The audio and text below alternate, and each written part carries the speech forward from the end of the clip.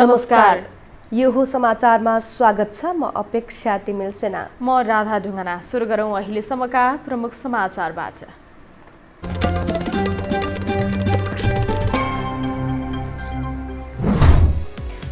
PCR घटाएर corona संक्रमितको संख्या कम देखाउँदै सरकार। आज 500मा मात्र संक्रमण, 17 जनाले ज्यान गुमाए।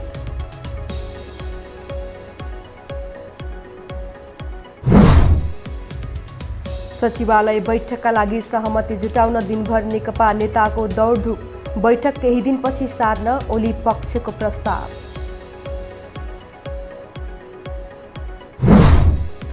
काठमाडौँ महानगरको बखेडाका कारण खुल्ला मञ्चमा सर्वसाधारणलाई खाना खुवाउने अभियान प्रभावित।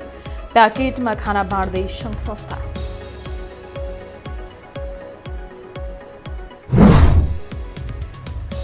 अमेरिकी राष्ट्रपतीय चुनावको नतिजा स्वीकार गर्न ट्रम्पद्वारा अझै आनाकानी। नयाँ योजना लागू गर्न कठिनाई भएको बाइडेनको प्रतिक्रिया।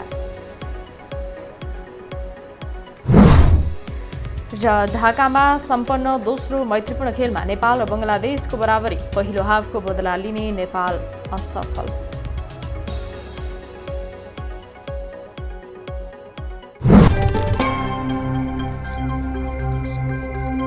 अब समाचार विस्तारमा। कोरोना संक्रमणले नेपालमा थप 17 जनाको मृत्यु भएको छ। स्वास्थ्य मन्त्रालयका अनुसार यससँगै देशभर हालसम्म मृत्यु हुनेहरूको संख्या 1247 पुगेको छ। यस्तै सरकारले पीसीआर परीक्षण घटाउँदा दैनिक संक्रमितको संख्या कम हुन थालेको छ। 24 घण्टा यता 3112 नमुना परीक्षण गर्दा 502 संक्रमित पाइएका हुन्। यीमध्ये काठमाडौँ उपत्यकाका 339 जना रहेका छन्। आज 2878 जना संक्रमण मुक्त भएका छन्। देशभर 30,986 संक्रमित आइसोलेसनमा उपचाररत छन्। तिहारको समयमा नेपालमा कोरोना भाइरस संक्रमितको संख्या ह्वात्तै घटेको देखिएको छ। संक्रमित र संक्रमणका कारण ज्यान गुमाउनेको संख्या पनि कम हुँदै गएको देख्दा जोखिम घट्दै गएको अनुमान पनि गरियो। स्वास्थ्य मन्त्रालयको तथ्याङ्क हेर्दा थाहा हुन्छ जोखिम घटेको होइन, पीसीआर परीक्षण न्यून भएको हो। एक रिपोर्ट। मङ्गलबार 3112 जनाको पीसीआर परीक्षण गर्दा 502 जनामा कोरोना संक्रमण देखिएको छ। करिब 1 महिना अघि गत कार्तिक 5 गतेको तथ्याङ्क हेर्दा 20,118 जनाको पीसीआर गरिएको थियो। त्यसबेला 5,743 जनामा संक्रमण देखिएको थियो। स्वास्थ्य मन्त्रालयका यी तथ्याङ्क दाँच्दा सहजै अनुमान गर्न सकिन्छ परीक्षण कम गरिएकैले संक्रमितको संख्या घटेको हो। स्वास्थ्य क्षेत्रका विज्ञ यसलाई राम्रो संकेत मान्दैनन्। लापरवाहीका कारण संक्रमण भुसको आगो सरह फैलिने उनीहरूको चेतावनी छ। जति हामीले चाहिँ यो पीसीआर भनेको एउटा गोल्ड स्ट्यान्डर्ड हो, संसारमै सबभन्दा बेस्ट यसलाई नै मान्छ। त्यसपछि अरू टेस्टहरूको एउटा विकल्पहरू छ हैन। पीसीआरलाई चाहिँ यदि के गरे राम्रोसँग सबै कुराहरू चाहिँ ठिक समयमा ठिक तरिकाले त्यसलाई हामीले म्यानेज गर्न सक्यो भने चाहिँ समस्या नहुनु पर्ने हो। अब यो चाहिँ अनि आधारभूत स्वास्थ्यभित्र पर्छ कि पर्दैन भनेर चाहिँ हाम्रो चाहिँ नेपाल सरकारले त्यति स्पष्ट साथ चाहिँ भनेको चाहिँ देखिँदैन। कोरोनाको चाहिँ यो नियन्त्रण अथवा यसको चाहिँ रोकथामबाट पन्छिन खोजे जस्तो देखिन्छ के। काठमाडौँ महानगरपालिकाले एउटा पनि पीसीआर मेसिन राख्नलाई उसले चाहिँ अनि चाहिँ यो सान्दर्भिक ठानेन। हेर्नुहोस् यत्रो धनी छ, 16 अरबको बजेट बनाएको छ। त्यसले एउटा पीसीआर मेसिन किनेर 4-5वटै पीसीआर मेसिन राख्न सक्थ्यो, उसले राखेर आफै गरे हुन्थ्यो। तिहार अघिसम्म सरकार आफैले विशेष गरी काठमाडौँ उपत्यकामा संक्रमण तीव्र रूपमा बढिरहेको दावी गर्दै आएको थियो। तर नियमित रूपमा दिँदै आएको तथ्याङ्कमा समेत लापरवाही गरेर स्वास्थ्य मन्त्रालयका पदाधिकारी तिहारमा रमझममा मस्त रहेका थिए। पीसीआरको संख्या घटाउने, कन्ट्र्याक्ट ट्रेसिङ नगर्ने जस्ता लापरवाही गरेर सरकारले नागरिकलाई जोखिममा धकेलिरहेको अनुमान गर्न सकिन्छ। यो हो टेलिभिजनका लागि लीलामाया ठटाल, काठमाडौँ। अब बाँकी समाचार। प्रधानमन्त्री केपी शर्मा ओलीले नेकपाको सचिवालय बैठक केही दिन अगाडि सार्न अध्यक्ष पुष्पकमल दाहाल पक्षसँग प्रस्ताव गर्नुभएको छ। प्रधानमन्त्री ओलीले भोलि बस्न लागेको बैठक केही दिनपछि सार्न कार्यकारी अध्यक्ष पुष्पकमल दाहाललाई प्रस्ताव गरेको स्रोतले जनाएको छ। यसै सन्दर्भमा महासचिव विष्णु पौडेलले आज दाहालसँग भेटवार्ता गर्नुभएको छ। पौडेलले राजनैतिक प्रस्ताव फिर्ता लिएर सहमतिको वातावरण बनाउन दाहालसँग आग्रह गर्नुभएको छ। सचिवालयको बैठकबारे आपसी रणनीति तय गर्न प्रधानमन्त्री केपी शर्मा ओली, उप प्रधानमन्त्री ईश्वर पोखरेल र अर्थमन्त्री तथा पार्टी महासचिव विष्णु पौडेलले पनि आज बालुवाटारमा छलफल गरेका छन्। दाहालले भोलिका लागि बोलाइएको पार्टी सचिवालय बैठक कुनै हालतमा नरोक्ने अडान लिएपछि आगामी रणनीति तय गर्न तीन नेताबीच छलफल भएको हो। नेकपाको सचिवालय बैठक भोलि दिउँसो 1 बजे बालुवाटारमा बस्दैछ। मुलुक कोरोना भाइरस संक्रमणको मारमा परेका बेला सत्तारूढ नेकपामा रमिता चलिरहेको छ। नेतृत्वले नीति र विधि पालना नगर्दा समस्या आएको विश्लेषण गरिएको छ, तर कतिपय भने नेकपामा चलिरहेको नाटक पद प्राप्तिका लागि भएको दावी गर्छन्। सचिवालय बैठक नजिकै गर्दा नेकपाका नेताहरू सहमति जुटाउन भन्दै मंगलबार दिनभर भेटघाटमा व्यस्त रहे। गत शुक्रबारको बैठकमा राजनैतिक प्रतिवेदन पेश गर्दै अध्यक्ष पुष्पकमल दाहालले आफूमाथि गम्भीर आरोप लगाएपछि प्रधानमन्त्री केपी शर्मा ओली आफै विभिन्न परामर्शमा सक्रिय बने। प्रधानमन्त्रीले शनिबार बालुवाटारमा उपाध्यक्ष वामदेव गौतम र वरिष्ठ नेता माधव कुमार नेपालसँग करिब 2 घण्टा कुराकानी गरे। यता महासचिव विष्णु पौडेल मंगलबार बिहान दाहाललाई भेट्न खुमलटार पुगे। विवाद मिलाउन भन्दै दुवै पक्षका नेताहरूको दौडधुप जारी छ। विश्लेषक भने नेकपामा वैचारिक भन्दा पनि दुई अध्यक्षबीच लेनदेनको कुरा नमिल्दा पार्टी विभाजनको संघारतिर लम्केको तर्क गर्छन्। यो त पहिलादेखिको विवाद होइन र, यो त प्रधानमन्त्री केपी शर्मा ओली हुने बित्तिकै विवाद त पहिलादेखि छ त। पार्टीको कुरा गर्ने र बालुवाटारमा बसेर चिया खाने राज्यको राजस्वको यो चाहिँ विधि हो कि पद्धति हो? पार्टीको कुरा पार्टीमा गर्ने कि राज्यको साधन स्रोत खर्च गरेर बालुवाटारमा गर्ने? दिएको 60 जना सुरक्षाकर्मी बोकेर पार्टीको राजनीति गर्ने सम्माननीय भइसकेको व्यक्तिले गुटको राजनीति गर्ने त्यो विधि हो? पार्टीको खर्च र राज्यको खर्च एउटै हो? व्यक्तिवाद हावी हुँदा नेकपा फुटको संघारतिर पुगेको कतिपयको धारणा छ। नीति र विधि अनुसार बाहिर गएर पार्टी चलाउन खोज्दा असन्तुष्टि र तिक्तता बढेको उनीहरू बताउँछन्। यदि मूल्यमानता अनुसार नीति विधि अनुसार त चलेको भए त अब त्यो त मिलेको थियो नि त चाहिँ हैन। एउटाले चाहिँ अब पार्टी हाँक्ने, अर्काले चाहिँ उ गर्ने, अब पार्टीले निर्णय गरे अनुसार नीति अनुसार विधि अनुसार चाहिँ अब सरकार चल्ने हैन, निर्देशन नियन्त्रण मा चल्ने भन्ने हो नि त चाहिँ। अब त्यो चाहिँ कुरा भएन। त्यसले गर्दाखेरि चाहिँ अब यो यसै चाहिँ अब भन्न त सकिन्न, तर पनि चाहिँ अब यही नै एउटा चाहिँ मिलन बिन्दु चाहिँ थियो कि चाहिँ उहाँहरू नीति अनुसार अब चल्न पर्यो क्या। अध्यक्ष ओलीमाथि विभिन्न आरोप लगाउँदै अध्यक्ष दाहालले पेश गरेको प्रस्तावका कारण नेकपाभित्रको अन्तर्विरोध नयाँ मोडमा पुगेको छ। दाहालले अध्यक्ष ओलीले आत्मालोचना गर्ने र त्याग देखाउने बेला आएको तर्क गरेका छन्, तर प्रधानमन्त्री ओली भने दाहालका आरोपको जवाफ नदिने र कुनै पनि पदबाट राजीनामा नदिने अडानमा छन्। अध्यक्ष द्वयको यो अन्तर्द्वन्द्वले पार्टीलाई कुन मोडमा पुर्याउने हो भन्दै नेता कार्यकर्ता चिन्तित छन्।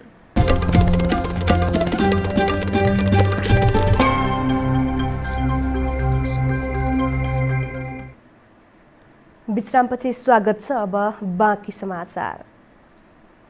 खुला मञ्चमा खाना खुवाउन काठमाडौँ महानगरपालिकाले दिएको निर्देशन विपरीत विभिन्न सङ्घ-संस्थाले अभियान जारी राखेका छन्। आफ्नो प्रतिबद्धता अनुरूप महानगरपालिकाले खाना खुवाउने ठाउँ उपलब्ध नगराएको भन्दै सङ्घ-संस्थाले सर्वसाधारणलाई खाना खुवाउन नछोडेका हुन्। एक रिपोर्ट। कोरोना संक्रमण फैलन सक्ने जोखिम र शहरको सौन्दर्यमा ह्रास आएको भन्दै काठमाडौँ महानगरपालिकाले सडक र खुल्ला ठाउँमा खाना खुवाउने अभियान चलाउन बन्द गर्न निर्देशन दिएको थियो। गत चैतमा लकडाउन सुरु भएदेखि नै खुल्ला मञ्चमा खाना खुवाउँदै आएको हाम्रो टिम नेपालले मङ्सिर 1 गतेपछि खाना अभियान बन्द गर्न सहमति पनि जनाएको थियो। महानगरपालिकाको निर्देशन र आफ्नै सहमति विपरीत संस्थाले मंगलबार पनि खुल्ला मञ्चमा खाना खुवाइएको छ। संस्थाका अध्यक्ष विमल पन्तले मानिसहरू विगतमा झैं लामबद्ध भएर बसेपछि खाना खुवाउन बाध्य भएको प्रतिक्रिया दिए। मञ्चमा खाना खुवाउँदैनौँ र प्याकेट गरेर खुवाउँछौँ भनेर हामी नगरपालिकामा साइन गरेर आएको व्यक्ति, तर हजारौं दैनिक ज्याला मजदुरी गरेर बस्ने भोकापेटहरू यसरी लाइन बस्दा यो हृदय विदारक दृश्यले हामी मन थाम्न सकेनौँ र यही ठाउँमा बाँड्न बाध्य भयौँ र बाँड्छौँ र नगरपालिकाले उचित ठाउँ हामी निरन्तर बस छलफल भइराख्दा पनि उचित ठाउँ खासै देखिएन। बन्द कोठाभित्र अझै पनि पाइएन र त्यो अर्को विकल्प नहुन्जेल यहाँ खुवाउन बाध्य भयौँ। अभियान बन्द गर्ने निर्देशन दिँदा महानगरपालिकाले व्यवस्थित पार्न सघाउने र पार्टी प्यालेसको व्यवस्था गरिदिने प्रतिबद्धता पनि जनाएको थियो। उसले त्यो बाचा पनि पूरा नगरेको संस्थाको दाबी छ। सडकमा बसेर खाना खानेहरूले पनि यो आफूहरूको रहर नभई बाध्यता भएको प्रतिक्रिया दिए। रोजगारी दिन नसक्ने र आफूहरूको साँझ बिहानको छाक टार्ने पहल गर्न नसक्ने महानगरपालिकासँग अभियान बन्द गर भन्ने अधिकार नरहेको उनीहरूको भनाइ छ। खाना खानु पाएन, जनता सबै भक्कै भइरहेछ होइन। उहाँ विश्व सुन्दर नगरपालिकाको छ नि मेयरले के भन्नुभयो भने हामीले हलमा खुवाउने रे, अबदेखि म स्ट्यान्डर्ड भात खुवाउने रे, त्यसो भनेको छ। अनि के भन्नु, यहाँ नखुवाउने, बसबाट नखुवाउने रे, नगरपालिकाले हटाउने रे, यहाँ नखुवाउने रे। अब उसले हलमा कसरी खुवाउँछ हेरौँला नि। मासु भात खुवाउँछ कि खसी मासु भात खुवाउँछ कि त्यहाँ स्ट्यान्डर्डमा प्लेटमा चम्चाले निकाले खाने हामीले आदेश पाउनुपर्छ। अब विद्या सुन्दर साक्य सर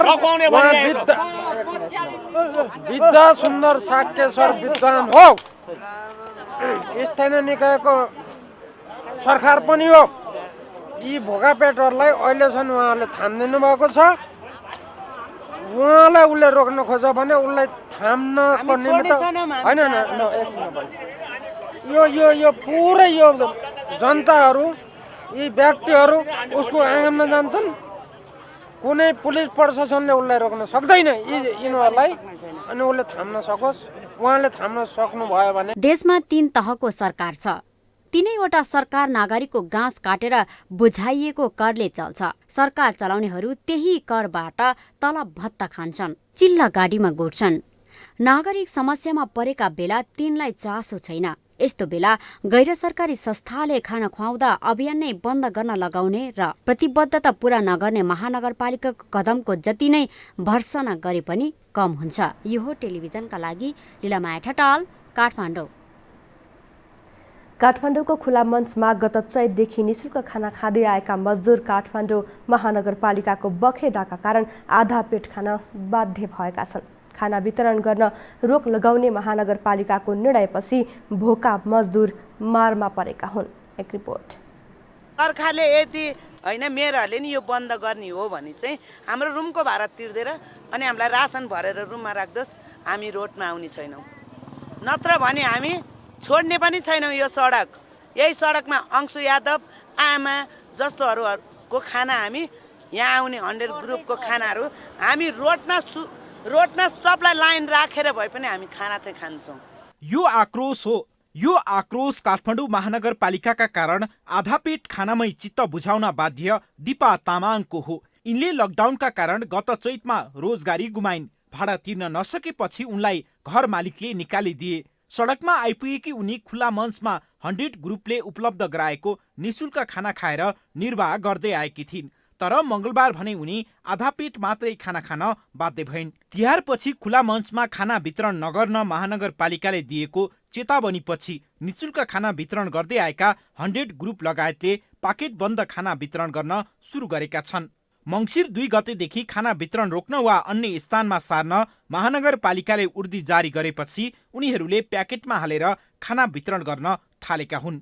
गुनासो गर्दिनुहुन्छ, हामीलाई यसरी नल्याउनुहोस्, बरु हामी उहाँहरूसँग लड्छौँ, हामी महानगरपालिकासँग लड्छौँ। बरु तपाईँहरू भोलिदेखि यो प्याकिङ सिस्टम नल्याएर हामीले जसरी पहिला खुल्ला ल्याउनुहुन्छ, जसरी पहिला यहाँ बसेर खुवाउनुहुन्थ्यो त्यसरी हामी व्यवस्था तरिकाले बसौँला, खामला, यही सफा आफै गरौँला भनेर कुराहरू यहाँ गरिराख्नु भएको छ। हुन पनि उहाँले हामीले यति ल्याएर उहाँहरूलाई पेट भर्न पनि भर्दैन। त्यस कारणले चाहिँ अब महानगरपालिकाले नै आदेश दिइसकेपछि यसरी नबाँड्नु, यो प्लेट पनि नबाँड्नु भनेर कुरा गर्नुभएको थियो। यसअघि पेटभर खाना खाइरहेका मजदुरले आधा पेट खाना बाध्य भएपछि महानगरपालिकाको रवैयाप्रति आक्रोश व्यक्त गरे। उनीहरूले आफूहरूका लागि कोठा भाडा र रासनको व्यवस्था गर्न माग गरे। अनि अहिले हामीलाई त यो यहाँ खान दिनुहुन्न भने कसरी? हामी जुन ठाउँमा खाइरहेको थियौँ, पहिला पनि खाएको थियौँ, अहिले पनि खान्छौँ। कि हामीलाई काम छैन कि रोजगार दिनु पर्यो, शान्ति नभए पनि दिनु पर्यो। अब सन्दाको जस्तो यो भरपेट चाहिँ भएन सर होइन। अब सन्दा चाहिँ अब खाना थपी नै खाइन्थ्यो। अब यहाँ हाम्रो खाना बाँड्ने दाताले भन्नुहुन्छ प्रधानमन्त्रीको बेइज्जत भयो अरे, मेयरको बेइज्जत भयो अरे। यो खुल्ला आकाश मुनि धुलोमा भात खाँदा उनीहरूको बेइज्जत भयो भनेपछि उनीहरूको इज्जत छैन। उनीहरूको इज्जतै छैन भने बेइज्जत कसरी हुन्छ तिनीहरूको? मेयरको इज्जतै छैन भने प्रधानमन्त्रीको इज्जतै छैन भने बेच्नु कसरी हुन्छ? महानगरपालिका र निशुल्क खाना वितरण गर्ने अभियन्ताका बीचमा यसअघि तिहारपछि खुला मञ्चमा खाना वितरण नगर्ने तर व्यवस्थित बनाउने सहमति भएको थियो। सो सहमति पनि महानगरपालिकाले नै पालना नगरेको अभियन्ताहरूको आरोप छ। अभियन्ताहरूले नजिकैको सङ्कटा मन्दिरको पछाडिको स्थानमा खाना खुवाउन खोजेका थिए। महानगरपालिकाले त्यहाँ पनि बखेडा झिकेको उनीहरूको गुनासो छ।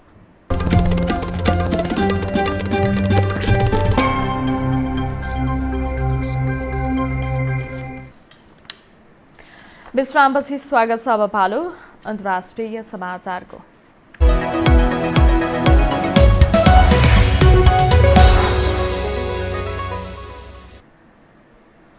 अमेरिकाको नयाँ राष्ट्रपतिको रूपमा डेमोक्रेटिक पार्टीका जो बाइडेन आगामी जनवरी 20मा व्हाइट हाउस प्रवेश गर्दैछन्। तर वर्तमान राष्ट्रपति डोनाल्ड ट्रम्पले बाइडेनको जयसँगै जित अझै स्वीकार गर्न नसक्दा थप कानुनी जटिलता उत्पन्न भएको छ।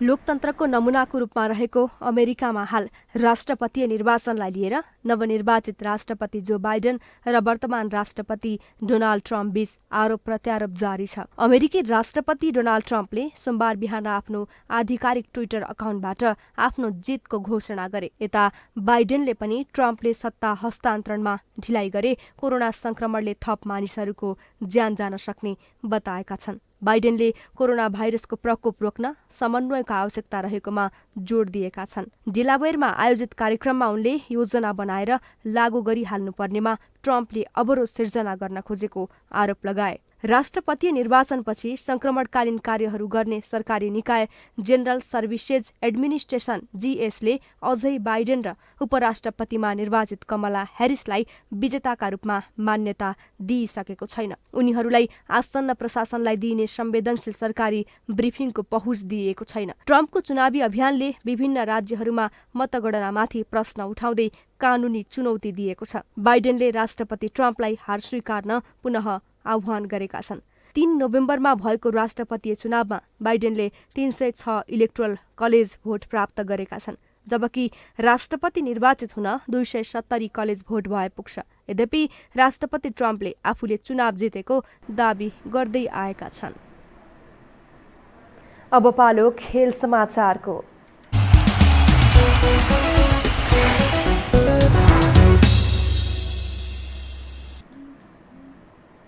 नेपालले दोस्रो अन्तर्राष्ट्रिय मैत्रीपूर्ण खेलमा बंगलादेशसँग बराबरी खेलेको छ। ढाका स्थित बंगबन्धु रङ्गशालामा मंगलबार नेपालले बंगलादेशसँग गोलरहित बराबरी खेलेको हो। बंगलादेश विरुद्ध निकै आक्रामक खेल खेले पनि नेपालले गोल गर्न भने सकेन। नेपालका अग्रपंक्तिका खेलाडीले पनि आक्रमण गर्न सकेनन्, तर खेलको इन्जुरी समयमा नवयुग श्रेष्ठको हेड प्रहार पोस्टमा लागेर फर्किएको थियो। यस्तै बंगलादेश विरुद्ध नेपालका छिरिङ गुरुङ, पूजन उपरकोटी र सेसेहाङ देम्बेले डेब्यू गरे। रक्षात्मक खेल्दै काउन्टर अट्याकमा जोड दिएको बंगलादेशले पनि उत्कृष्ट आक्रमण गर्न सकेन। मुजिब वर्ष फिफा अन्तर्राष्ट्रिय फुटबल सिरिज अन्तर्गत पहिलो मैत्रीपूर्णमा भने बंगलादेशले नेपाललाई 2-0 ले हराएको थियो। फिफा विश्वकप छनौटको दोस्रो चरण खेलिरहेको नेपालले तयारीका लागि बंगलादेशसँग 2 मैत्रीपूर्ण खेल खेलेको हो। कतारमा 2022मा हुने विश्वकप र चीनमा 2023मा हुने एसियन कप छनौटमा नेपालले अब 3 घरेलु खेल खेल्न बाँकी रहेको छ। खेल समाचारसँगै हामी यो समाचारको अन्त्यमा आइपुगेका छौं। बिदा हुनु अघि प्रमुख समाचार पुनः एकपटक।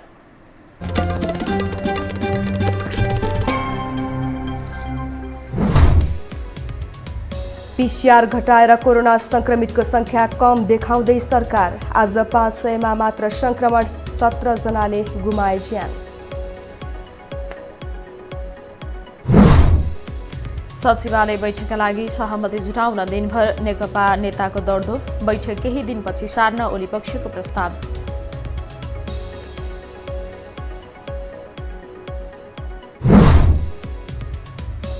काठमाडौँ महानगरको बखेडाका कारण खुला मञ्चमा सर्वसाधारणलाई खाना खुवाउने अभियान प्रभावित।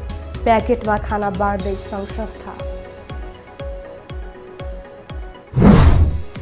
अमेरिकी राष्ट्रपतीय चुनावको नतिजा स्वीकार गर्न ट्रम्पद्वारा अझै आनाकानी। नयाँ योजना लागू गर्न कठिनाई भएको बाइडेनको प्रतिक्रिया।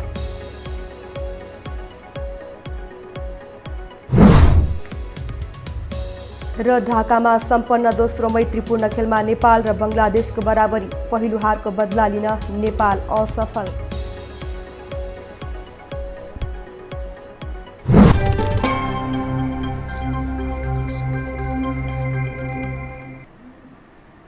हवस् त यो हो समाचार सकियो। समाचार बुलेटिनका साथै यो हो टेलिभिजनका सम्पूर्ण कार्यक्रम यो हो टेलिभिजन.com, यो हो खबर.com, युट्युब र फेसबुकमा पनि पढ्न र हेर्न सक्नुहुनेछ। मोबाइलमा यो हो टिभी एप डाउनलोड गरी हामीलाई प्रत्यक्ष हेर्न सक्नुहुनेछ। तथ्य सहितको निष्पक्ष समाचारका लागि हेर्दै रहनुहोला यो हो टेलिभिजन। नमस्कार।